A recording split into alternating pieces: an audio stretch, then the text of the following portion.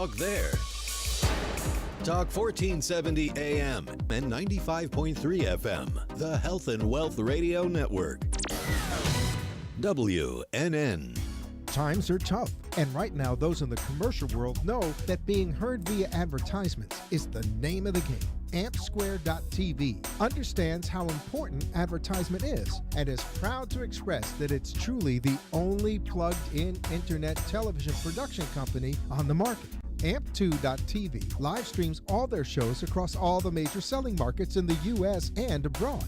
Call them at 866-224-5422. The AmpSquare.tv library allows productions to be seen over and over again, making commercial platforms more usable. Call 866-224-5422. Toll free 866-224-5422. Amp2.tv, the first and only internet television network that's truly plugged in.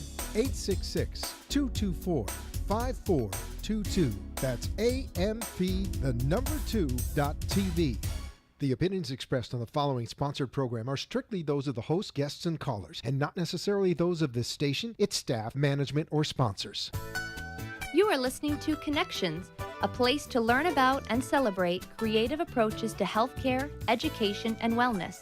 Each week, we explore new ways that creativity can reach and connect individuals in all stages of health and wellness.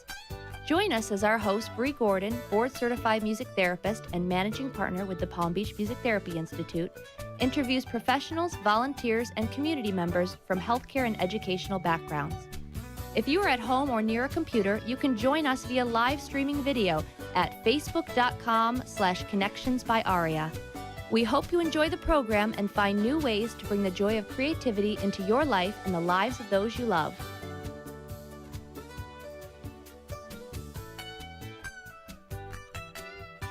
For joining us tonight, you are listening to and watching Connections. I'm your host, Bree Gordon, board-certified music therapist here locally in beautiful, sunny, sort of cold today, South Florida, with the Palm Beach Music Therapy Institute. If you're joining us for the first time, I'm so glad you found us, whether it's at 95.3 FM, 1470 AM on iHeartRadio, or on our Facebook Live page. If you are safely home, not in a car, in front of a computer screen, I do encourage you to check out the show there. Not only do we have our live video stream happening there, but it's also archived on our Facebook page. So if you miss any part of today's conversation or want to check out past shows, you can do that at facebook.com/connections by Aria.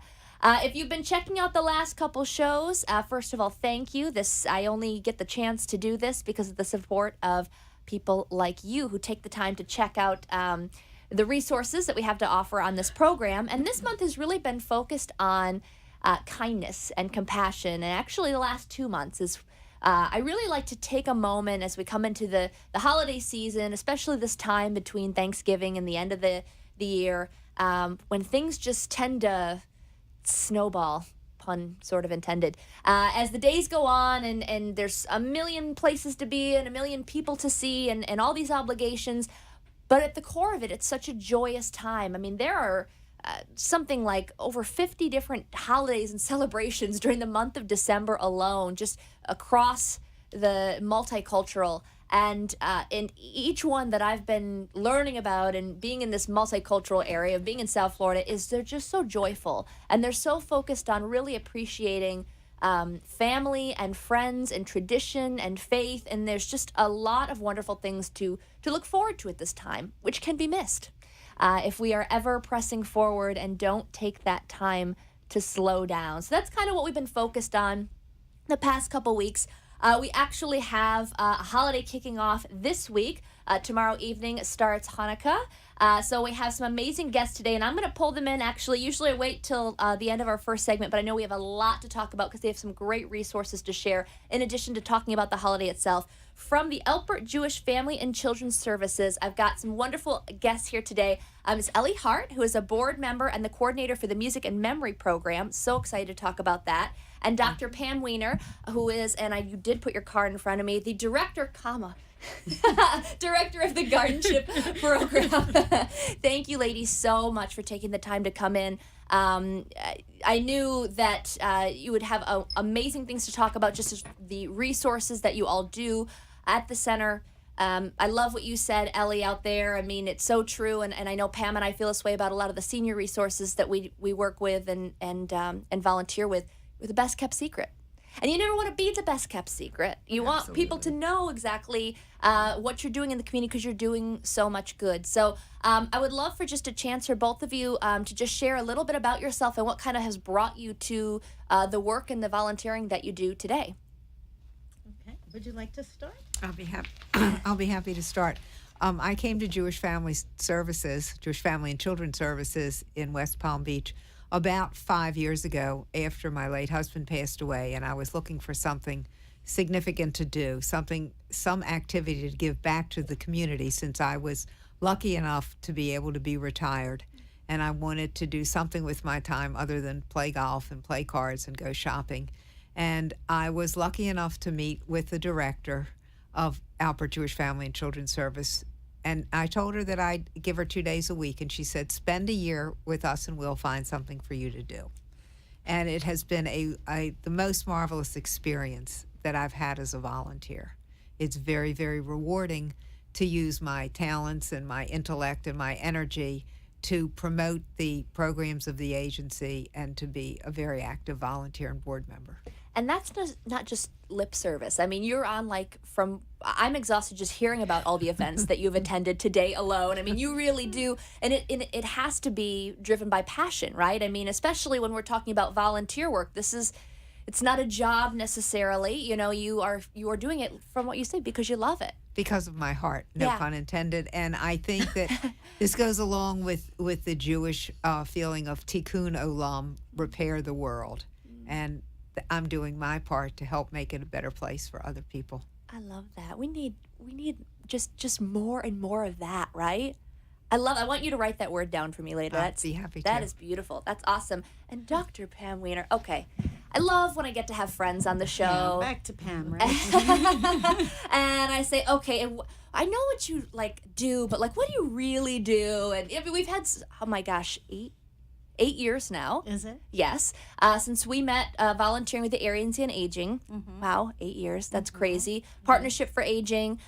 Seen you and admired you in a couple different roles during that time. I know, speaking of multicultural, you have gained a breadth of knowledge, especially in just what our area, our region here in South Florida has to offer as far as becoming rich multiculturally, and you have so much to give that arena as well. So what has led you to this current work you do?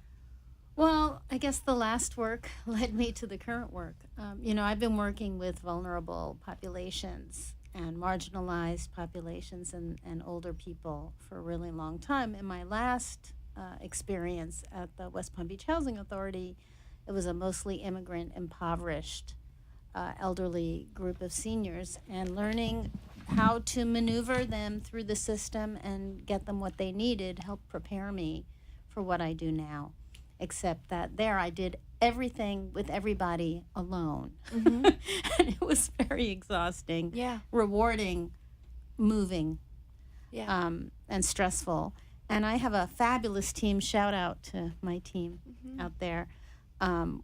In the guardianship program in particular, we are dealing with some of the most marginalized people who are in the shadows. There are people who don't have people, for the most part, who love them, who can care enough, and who are reliable enough to take care. So we're talking about a lot of people with very serious mental illness, some of whom are stable and managing, but need a lot of vigilance and supervision and treatment and structure and oversight. And a lot of demented older adults who are not visited by anybody except for us, and who are really marginalized and need our care. And in the same spirit of Tikkun Olam, and also in the spirit of valuing life, valuing human life, the work that I do is to honor other people no matter what their circumstance, to honor their family members that I do speak with as much as possible, even if they're not really capable for one reason or another, to take on the responsibilities of a guardian or something like that. It's a beautiful way to describe it, and I know, and certainly I'm always learning as well of the different levels and the different resources. Like you said, sometimes there's so many things going on we don't even realize the level of what is happening. But when you say guardian, that's not just like a kindness. I mean, that's an actual distinction. When someone is, and for someone who doesn't understand that, could you give just a little more information about why someone or when they might be appointed a guardian? Sure. It's a tremendous thing for someone to lose their rights. So someone may lose the right to drive or to make their own medical decisions or to manage their own money. There are people who voluntarily enter into a guardianship relationship because they've been exploited financially and they can no longer really manage that, and yet they're able to make sure they take their vitamins and cook their meals and walk their dogs and do their day-to-day things. But for the most part, we're talking about people who have just had so many bumps in the road. They're all shook up. Sure. So there's a court process that goes on. 3 people evaluate anybody who's been alleged incapacitated, and depending on their level of incapacity, a judge will appoint a guardian to take over a number of different responsibilities. So a person may retain their right to socialize with whoever they want or live wherever they want, but not contract or marry or get into other serious predicaments. But it then becomes a huge responsibility with oversight from judges, reporting annually, if not more often, status hearings, and a lot of vigilance to make people are safe and that they get what they need. It's, I'm sure that you see a whole range, and you work with individuals of all ages, or specifically with seniors? It looks like this population of younger people with mental illness is growing. It's a challenge in other departments in our agency as well. In our long-term care program, where it is specifically with seniors, for example, we're getting more and more mentally ill seniors and a little maybe closer to the younger side of seniors, because we have them till they're 103. They have a wide range. Sure. Yeah. And I have a handful of people 65 and under who have been chronically mentally ill since their teenage years or whatever, as well as a pretty good handful. And about half of the wards that I have in the guardianship department pay for our services, and about half of them are basically pro bono. They do not have funds available to pay. So that is good information to know, and just in a moment or two, we're going to cut to our first commercial break. But before we do, talk about the guardianship program, and Ellie, you're going to get into some of the other programs you talk about from a volunteer perspective. But in just a really quick, your elevator speech for someone asking you, what is, okay, she's on it. She's got this. You read my mind. I was going to say our elevator speech is that we help people during challenging times in their lives. And I would venture to say that most everyone has at least one time in their life where they have challenges that they need assistance. And in Pam's case, her wards, it's on a continuum. They are continually challenged. So we have close to 30 different programs in the agency, and we help people meet those challenges and, in many cases, overcome those challenges by providing the services that they need after we do a complete interview and workup and assessment of what their needs are. Wonderful. We're going to talk more about that, more in depth about the programs, how people can get in touch with you. Again, we're talking to Ellie from the Board of Directors and Pam Weiner, who is the Director of the Guardianship Program for the Alpert Jewish Family. I really need I need a cute little thing. JFS. Alpert JFS. Alpert JFS. Okay, I got that. I can handle that. We're going to talk more about the programs, talk about the upcoming holiday of Hanukkah, how we can just be members of the community, whether we're directly aligned with your services or not, just to reach out to those who might be in need of just a little bit of kindness this time of year. You were saying out in the lobby, Ellie, that's challenging times, in the holidays can be challenging times for these individuals. So we're going to give some tips about that. We'll be right back.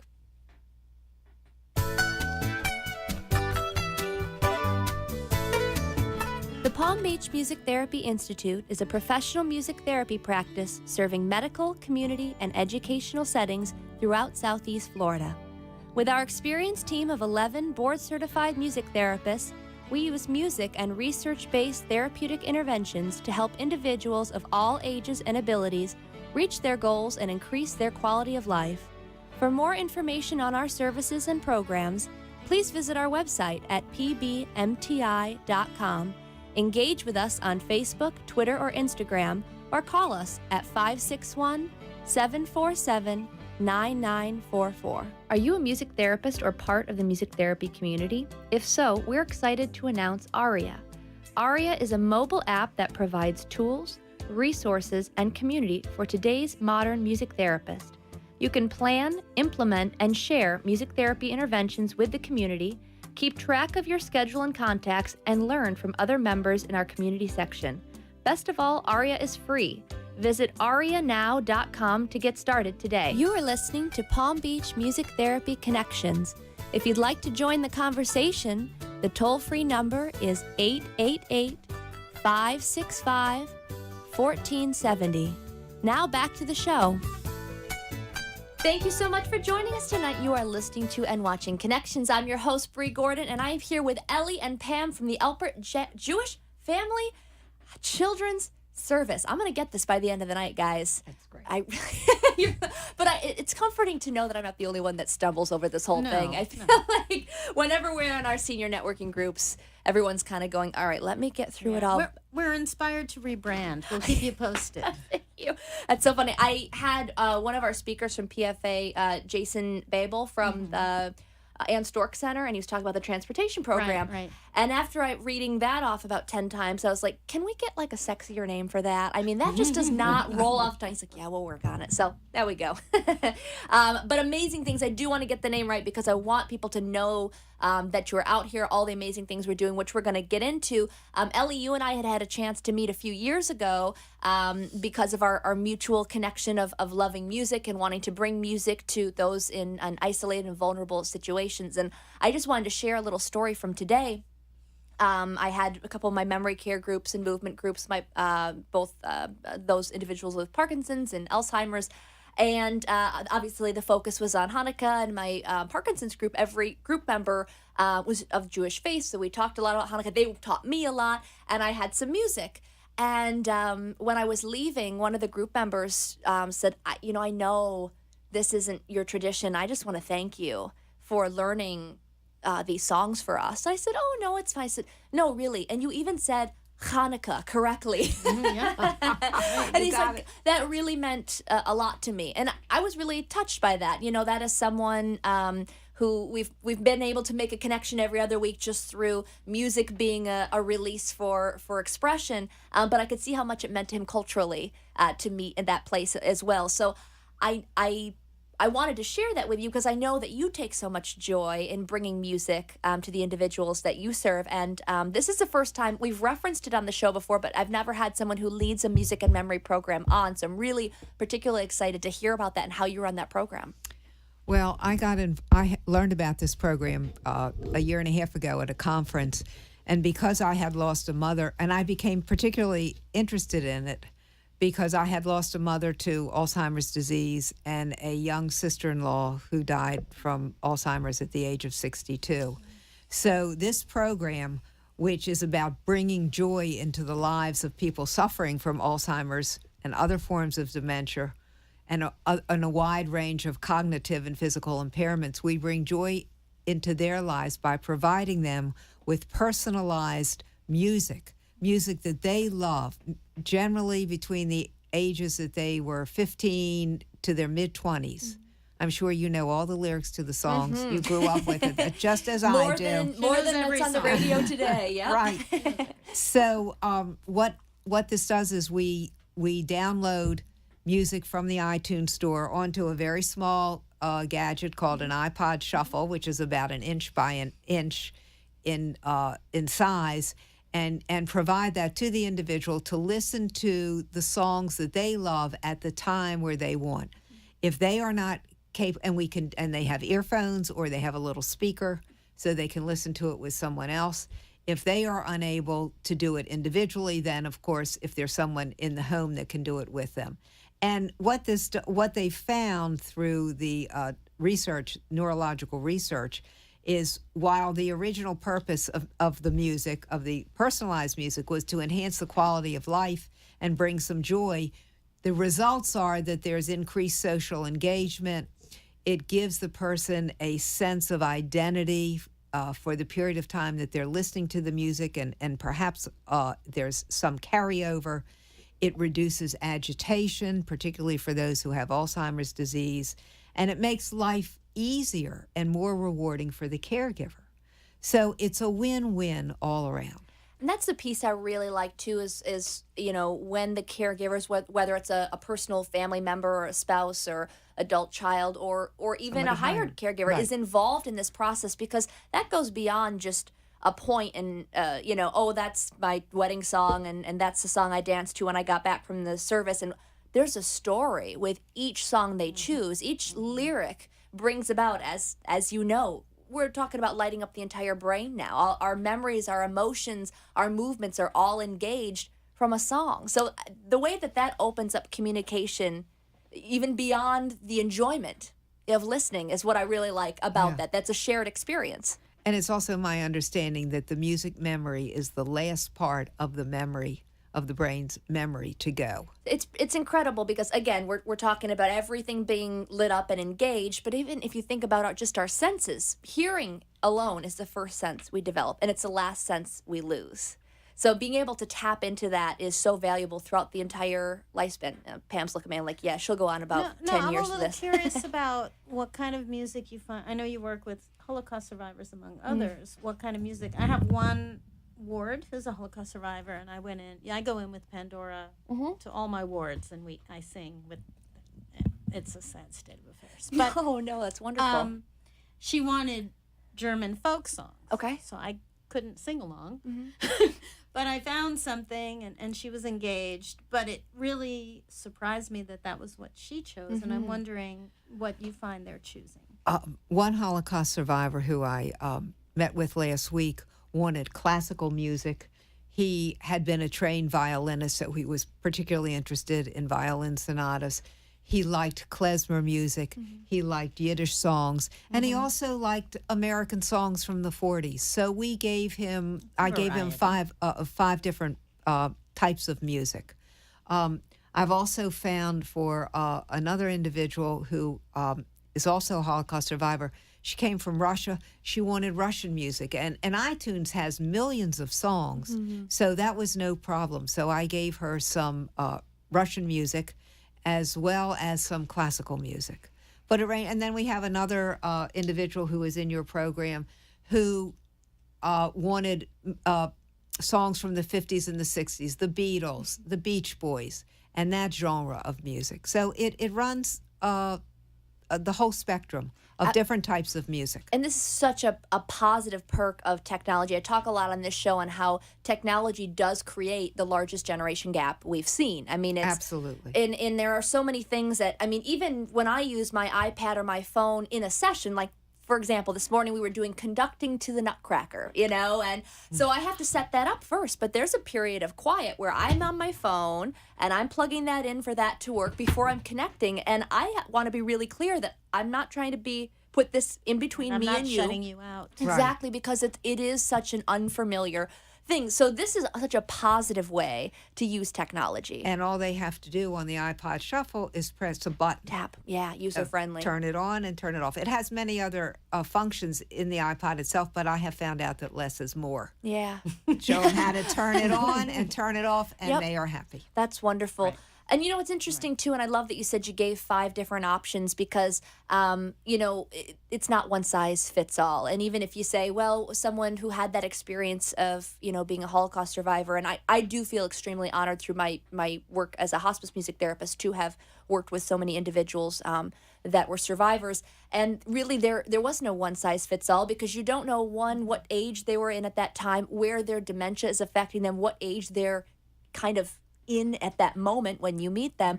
So just being open, I think the biggest thing is just like you do anyways, just asking questions. Personalizing it. Yeah, That's for sure. the key.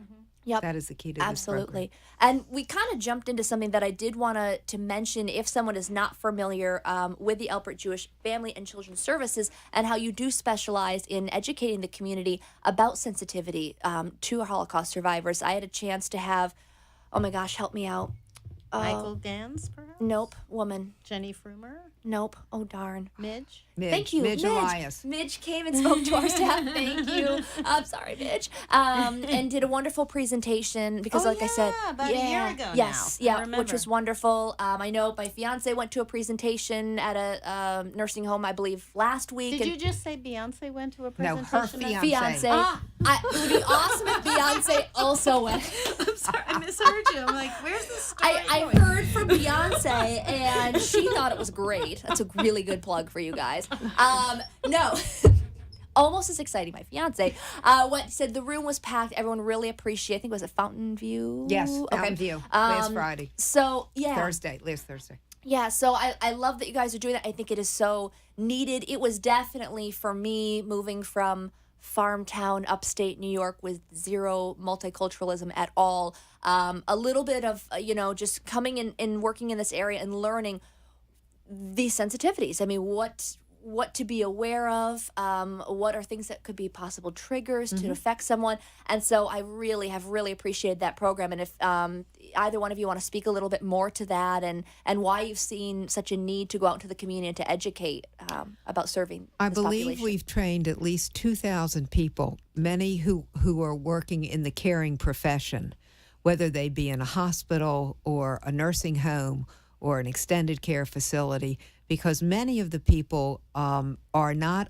native-born Americans, many of the people who are providing these services, and they have no knowledge of the Holocaust. So for someone to say, why is that telephone number written on your arm? They don't know any different. So we find that, education goes a long way to help these caregivers be sensitive to the needs of Holocaust survivors. Although we've even taught high school students Oh, that's amazing. and professionals, and we've gone to churches. So we've broadened our Wow. outreach, figuring that anyone may then open a door to others who are providing care and making contact with these survivors in the community. That's amazing. Has that been kind of a focus just over the past year, or is this something that you all have been doing in the community? It's Maybe more based on than a a year. JFNA grant, a JFNA grant, and I think this has been Jewish going, Federation of North North America. America. Gotcha. Thank and you. that's been going on, I believe, for about a year and a half. Okay. But they're doing it at colleges, people who are in nursing school, so that people can develop a sensitivity to the cultural experiences of our Jewish survivors. Do you find that, and this is probably a kind of a dumb question, but if someone is, watching or listening outside of our area, do you see the need being greater in this area to have this sort of education? Yeah, there's a pretty high concentration of survivors here. So How do you see that on an intergenerational? I mean, you mentioned schools. I really do. Again, I do consider it an honor when someone even trusts me into their space to share this, and maybe that conversation is solely through music that I'm able to learn about them. But oftentimes it does end up being a conversation as well, and I know how special that is. But I do believe I'm the last generation to have this experience, to sit down and have a firsthand account, and so. That is true. And I believe living in this area gives me that opportunity as well, that, colleagues of mine or former co-students of mine, that they may not have that. So I do treasure, again, that trust in that moment. But how does this program, whether it's their own family members or going into the schools, how do you see that having an effect on children as they even understand their own history? well, the multi-generational effect from their own families is tremendous. Sure. There's survivor's guilt that can be felt across generations. There's trauma that can trickle down through generations. The way children are raised. We have a program actually for the second generation as well, so that they can help define what it is they need and how they want to identify with one another. And that's brand new. That's that's a beautiful ring. Is that your phone? Okay. That's lovely. It's lovely and musical. Yeah, it's really nice. Well, honestly, it's a perfect cue. We're going to cut to our next commercial break. I'll let you catch that beautiful ringtone. And when we come back, we're going to talk again. Moving on, we've got Hanukkah starting tomorrow night and just talking about the holiday in general, do a little bit of education at this point, and also how we can best reach out to our community during this time. We'll be right back. Are you a music therapist or part of the music therapy community? If so, we're excited to announce Aria. Aria is a mobile app that provides tools, resources, and community for today's modern music therapist. You can plan, implement, and share music therapy interventions with the community, keep track of your schedule and contacts, and learn from other members in our community section. Best of all, Aria is free. Visit arianow.com to get started today. The Palm Beach Music Therapy Institute is a professional music therapy practice serving medical, community, and educational settings throughout Southeast Florida. With our experienced team of 11 board-certified music therapists, we use music and research-based therapeutic interventions to help individuals of all ages and abilities reach their goals and increase their quality of life. For more information on our services and programs, please visit our website at pbmti.com. Engage with us on Facebook, Twitter, or Instagram, or call us at 561-747-9944. You are listening to Palm Beach Music Therapy Connections. If you'd like to join the conversation, the toll-free number is 888-565-1470. Now back to the show. Thank you so much for joining us tonight. You are listening to and watching Connections. Whether you have found us at 95.3 FM, 1470 AM on iHeartRadio, or on our Facebook Live channel at facebook.com/Connections by Aria. We're so glad that you did. I'm sitting here with my wonderful guests tonight, Ellie and Pam from the Alpert Jewish Family and Children's Service. Got it, guys. It's long. But I want to make sure that I get it right because what we're talking about tonight is so important. I mean, even just in the first half hour that we've had together, learning about some incredible, the Music and Memory program, the Holocaust sensitivity training program, which I didn't even realize. I know, like I said, from a professional level, have had the opportunity to be a part of that and feel that I've benefited from it, but didn't understand the efforts with going into different faith communities and the schools and really making this intergenerational approach too. That's incredible. We kind of been talking about the holiday season over the last few weeks and what that means to different people and how it can mean different things to different people. It's certainly a joyful time. We have much to celebrate across the board, across the cultures, but we recognize that no matter what it is, your tradition, your background is, it can be a difficult time as well, like you were sharing, Ellie, and whether that means you're dealing with any kind of changes at this time, whether it's a loss or just even a loss of a job, just anything that could be going on in your life, just being sensitive to that. So I want to talk about what that means from your all's perspective and how you reach out to the community at this time. But to just start, what is Hanukkah? Well, Hanukkah is a different kind of holiday for us. It's not a biblical holiday. But it has some historical significance. And the story, in the littlest nutshell, is about assimilating Jews and traditional Jews really having a conflict. And a lot of Jews were really kind of getting into the whole Greek culture and not pursuing a Jewish culture. And since there were so many who weren't into it, the powers that be, the Syrian Greeks, took over a lot of our institutions, and they really defiled them. And a small group of people who were really dedicated to a Jewish way of life took umbrage and fought back against all those people, and managed to be successful enough to get our institutions back. How's that for a nutshell, folks? Right? So Hanukkah means dedication, and one of the things that was dedicated was the temple where we worshipped at that time. I mean, animals were in there, all kinds of things that wouldn't normally be happening were happening then, because a lot of the Jews didn't care, and certainly the Syrian Greeks didn't care either.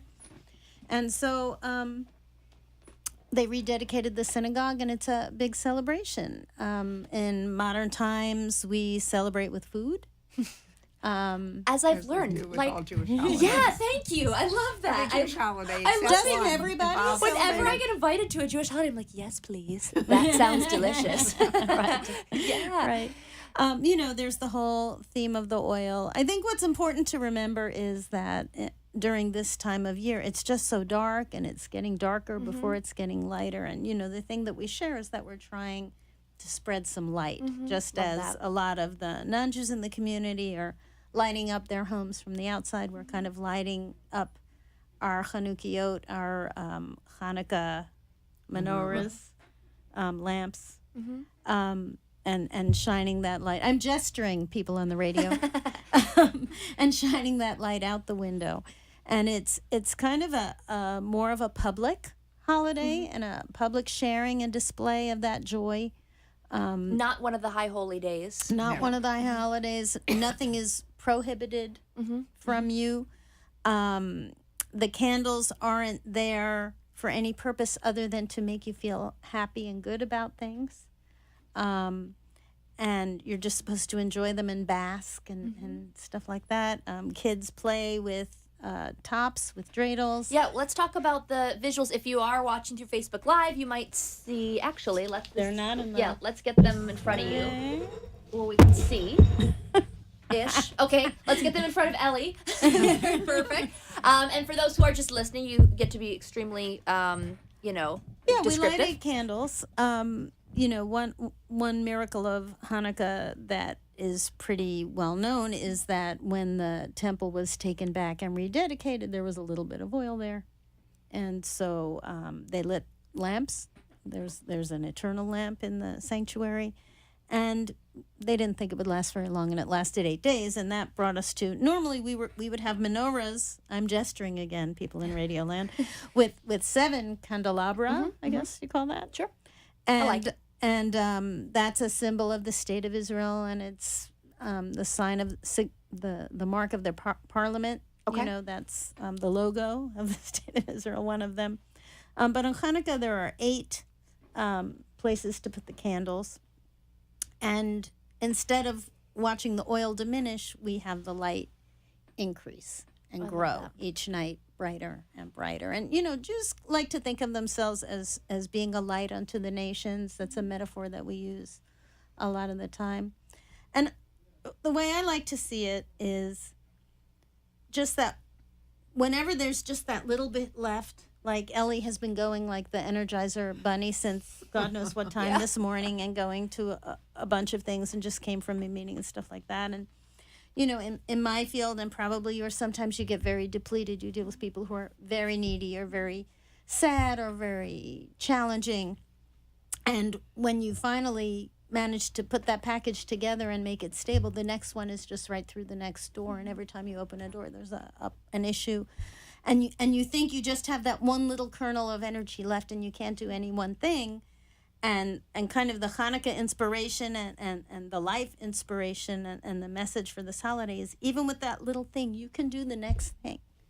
You can invest that one little bit, and it'll grow and it'll last, and there's always that little bit more that you can do. That's awesome. Yeah. You know what I like too is, or I've noticed, is that each menorah that I've seen in if someone's home, it's personal. Like, it's a piece of art. Right.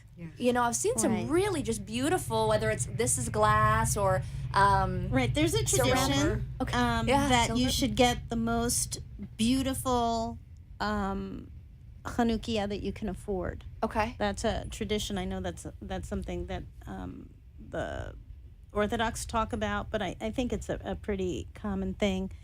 And what they all have, if they're very traditional, is 8 places for candles that are level. So no matter how convoluted the art or the design is, That's for many Jews, for it to be kosher, it's flat, and then the one that's raised up, and that's the shamash, and that's the one that lights the others. Okay. So that one's lit first and stays lit the entire time. Right. Correct? Okay. Yeah. And the first night you light one candle, the second night you light two candles, and so forth through the eighth night. And does it always go in the same? Does like the order of it Yes, matter? Okay. the directions from right to left. Okay. And is Just there? as you read Hebrew? Okay, gotcha. And is there like a ritual or a prayer or something that's said with? There are 2 prayers that are said every night, but on the first night there are 3. Okay. So, You didn't know I was going to ask you one that. of them is whenever you do anything for the first time, or for the first time in a while, or the first time in a cycle, there's a prayer that you say, Shehechianu prayer, that acknowledges the uniqueness and specialness of the moment. So as the first day of Hanukkah, and it's been like a year, right? So you say that Shehechianu prayer, and then you say a blessing celebrating the miracles of the holiday. You know, a lot of people in a very facile way might say the miracle was the oil lasting, but really the miracle is we're still here. We were still here after that whole business. We were still here after a lot of other business, you know, in Resilience. Persia and Europe, whatever. We're still here. I mean, this is the miracle of Hanukkah and a lot of other things. And then the third one is not just, right? If you're thanking God, you shouldn't say just. Thanking God for the kindling of the Hanukkah lights. Beautiful. Yeah. I love that. I mean, I love how rich in tradition that is, and maybe everybody's household is different, but just stopping to honor, a moment like that in your culture, and to do that as a family or as a community, I think it's a beautiful thing. One thing to keep in mind is the challenges, because we work with families with challenging Sure, right. times and challenging issues. You know, there are a lot of interfaith families. It's Yeah. a very difficult and challenging time of year for many couples or families who may not have really hashed this out. A lot of couples do hash it out, and a lot don't. And if it doesn't have meaning, this holiday, to you, and your traditions don't have meaning to you, it's kind of easy to let that go. Yeah. And so people may feel a sense of loss that they're letting it go, may not even understand what they're losing, perhaps, in a relationship. And it could also be 2 Jews in the family and one not wanting to really deal with it, Sure. I should say, also. But it can be very challenging and lead to a lot of family consternation. I think I'd love to stop on that point for just since we are, talking to a community, and I'm sure that is, I can, just speak for my own friend circle and community, and I know that is definitely something they see is, well, what advice would you have for kind of coping with that, this melding of traditions? I think whether it's Hanukkah or whether it's Christmas or any other holiday where families are involved, when families get together, there can be a lot of tension. And B, for those who don't have family, it is probably more difficult for them that they don't have someone to share the holiday with. Yeah. So my suggestion would be to put yourself out and do something to help others. If you are feeling lonely, to get away from that is to go and help someone else. Join someone who maybe also is alone, or find an activity where you can do something for others. And that, I think, it is a perfect way to get out of your own feeling of your own bad feelings and feeling sorry for yourself. And when you do for others, I believe that it makes you feel better. And it's a mitzvah, right? Correct. It's a mitzvah, See, I'm a good learner. which means blessing in Hebrew. And gosh, I mean, I know that's something that we all feel at this table as we've met through multiple volunteer channels, and it's clear to see your passion for this. But yes, there's joy personally in giving of yourself as well. And I think, what we're sharing a little bit sometimes is helplessness, that we might feel, and it's heavy. All you have to do is turn on a TV or go through your Facebook news feed, and there's several reasons to feel heavy. this time of year. And I think it can be that simple, Ellie, like you're sharing. And any thoughts on this topic, or just kind of working through any challenges through this time? I think it's important to value where you come from. Mm-hmm. And I think a lot of the uneasiness comes from not coming to terms with that, either because there are open wounds and open issues from where you come from, or not understanding your traditions, where, from micro to mezzo to macro on all levels. Sure. But if you can't process it alone, the important thing is, if you can't process it alone and the diversion of helping others isn't helpful, there are people out there who can help you in the community, and we can, and others can. It's really important to work through things this time of year. Can really inspire people because they notice it more. Yeah. Because everyone else has their real or fake smiles. Sure.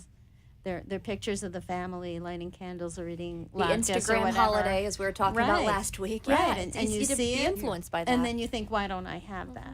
And, Right. and But there's more dysfunction and problems than people are willing to admit, I Well, think. sure. And That's that's across why, the face. That's why our It's a Jewish whole Family thing. and Children's Service is here to Yeah. help people in troubling times. And I Yeah. think that holiday time, our incidence of calls goes up. I Sure. think any therapist you would talk to would say her patients or his patients are more troubled at this time of year. And it's a bigger time of people dying by suicide, too. One of the programs we have is the mental health first aid program. I don't know if you're aware of that. No, please. And that's an 8-hour workshop, I think. Is it a day, or 16 hours? 16 hours. Two I've day taken that. Okay. workshop to teach people in the community, non-professionals for the most part, although we've been working with academics, police, first responders, Wonderful. community groups across the board, and professionals are scattered in there, how to recognize when someone is troubled and how to handle that. How to handle it if your neighbor is standing on the roof throwing garbage off the roof. Not that you need to be the one to do the intervention, but Right. to talk kindly, to honor those people, to make connections with services, to have an ear, but also not put yourself in danger. Yeah. And how to understand what it is you're seeing, what some of the symptomology and language is for these things. That's wonderful. So To raise suicide community. is something that's addressed in that as well, and that goes up this time of year too. And I really love these programs that you talk about. They're not just targeted for professionals or for, first responders. I mean, it really, because with anything, whether it's we're talking about working with someone who's a Holocaust survivor or working with someone who is living with a mental illness, it does take the village of individuals to have an understanding of it and to be able to rely on one another, too, to help this individual. So I really, really particularly like that about the programs.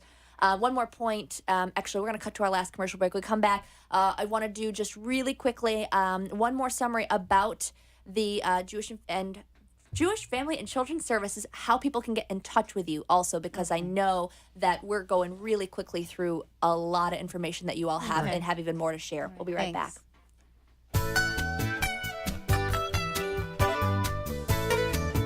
The Palm Beach Music Therapy Institute is a professional music therapy practice serving medical, community, and educational settings throughout Southeast Florida.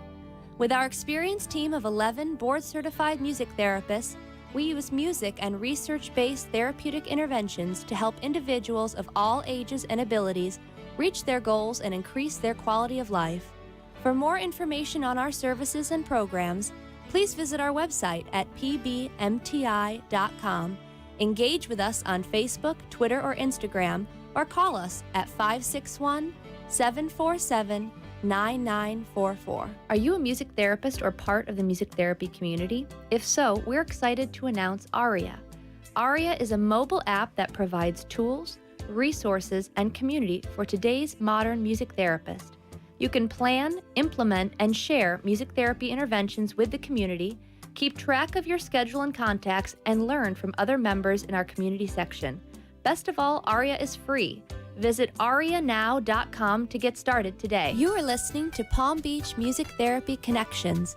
If you'd like to join the conversation, the toll-free number is 888-565-1470.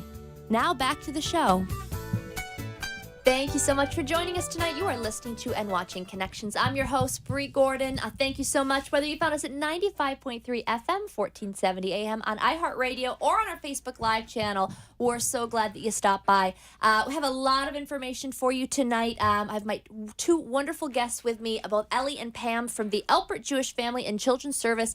If you have missed any portion of this conversation, please do check out our Facebook page at facebook.com/connections by Aria. Everything is archived there, and you can go back at any time and check it out.